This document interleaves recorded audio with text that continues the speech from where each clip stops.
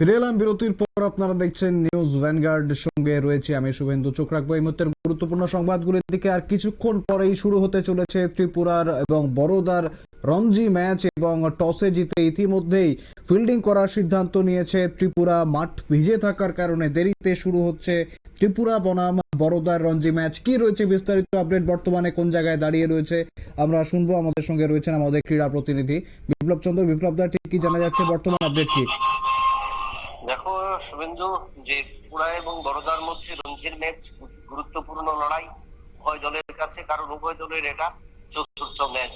তো সেক্ষেত্রে হওয়ার কারণে, তবে দু দলের কাছে গুরুত্বপূর্ণ এই কারণে আমি বললাম, কারণ আমরা দেখলাম যে বরোদা কিন্তু এখন পর্যন্ত এই ডি গ্রুপ থেকে তাদের পয়েন্ট তালিকার শীর্ষে রয়েছে, সেখানে 19 পয়েন্ট, এবং দ্বিতীয় দিক দিকে কিন্তু রাজ্য দল ঘরের মাঠে 9 পয়েন্ট রয়েছে, কারণ রাজ্য দল এখনো কোনো ম্যাচ পরাজিত হয়নি, দুটো ম্যাচই ড্র হয়েছে।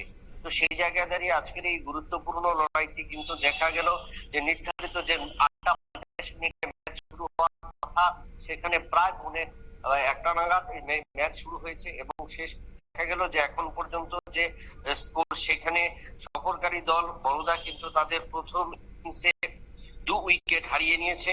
11 ওভারে 2 উইকেট হারিয়ে 10 রান সংগ্রহ করেছে বরোদা দল।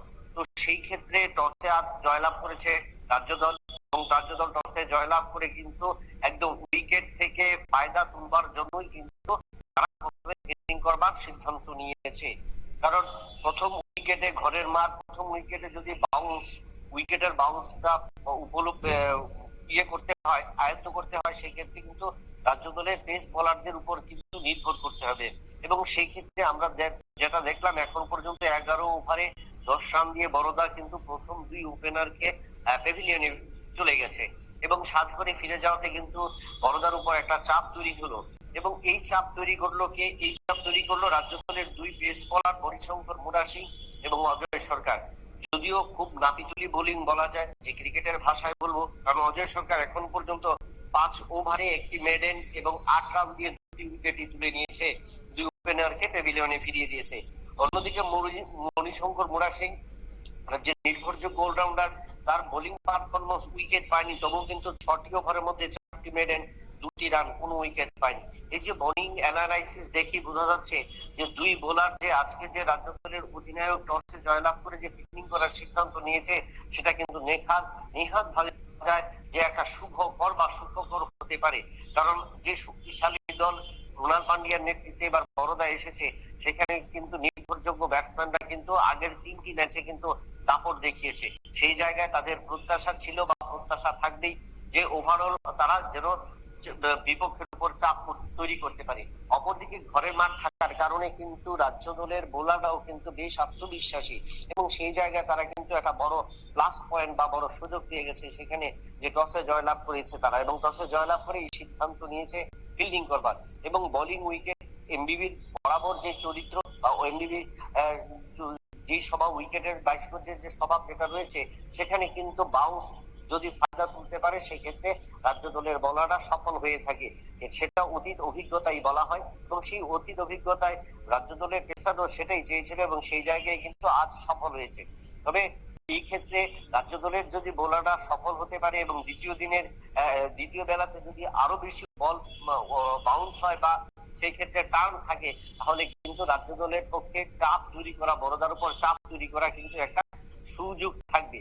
এবং সেই জায়গায় যত কম রানে বড়দাকে আটকে দেওয়া যাবে, ততই কিন্তু রাজ্য দলের পক্ষে সুযোগ থাকবে এই ইনিংসে লিড নেওয়া।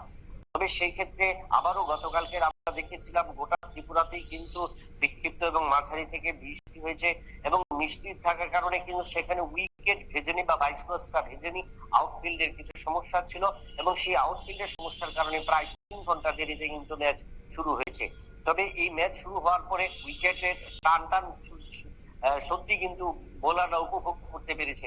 কারণ সাত সকালে যদি 8টা 45 মিনিটে ম্যাচ শুরু হতো, তো সেক্ষেত্রে বোলারদের ক্ষেত্রে সেই ময়শ্চারাইজিং থেকে যতটা উঠা ফায়দা তোলা, সেই ক্ষেত্রে যখন দুপুরে, যখন মধ্য দুপুরে, যখন মধ্য গগনে সূর্য, সেই জায়গায় যখন উইকেটের যে হিট পড়বে সেখান থেকে কিন্তু বলের সুইং এবং বলের টার্ন কিন্তু অনেক বেশি, কারণ লাল বলে খেলা হচ্ছে, নতুন বল থাকবে, শাইনিং থাকবে, এবং এই শাইনিং থেকে রাজ্য দলের পেস বোলাররা কিন্তু সুবিধা পাবে, এবং সেটাই কিন্তু মনে হচ্ছে, এবং যার কারণে কিন্তু 11 ওভারে 10 রানে 2টো উইকেট হারিয়ে কিন্তু বড়দা অনেকটাই চাপে। শুভেন্দু। একেবারে ধন্যবাদ বিপ্লব দা, আমাদের ক্রীড়া প্রতিনিধি বিপ্লব চন্দ্র একদম যেমনটা জানাচ্ছিলেন, অর্থাৎ খেলা ইতিমধ্যেই শুরু হয়ে গিয়েছে এবং ইতিমধ্যেই বড়দার উপর চাপ বাড়াচ্ছে ত্রিপুরা। শেষমেশ কি হয়, কোন দিকে ঘুরে যায় ম্যাচ, সেই দিকে কিন্তু আমাদের নজর থাকবে। তবে সময় হচ্ছে একটা ছোট্ট বিরতি, ফিরে আসছে বিরতির পর, সঙ্গে থাকুন।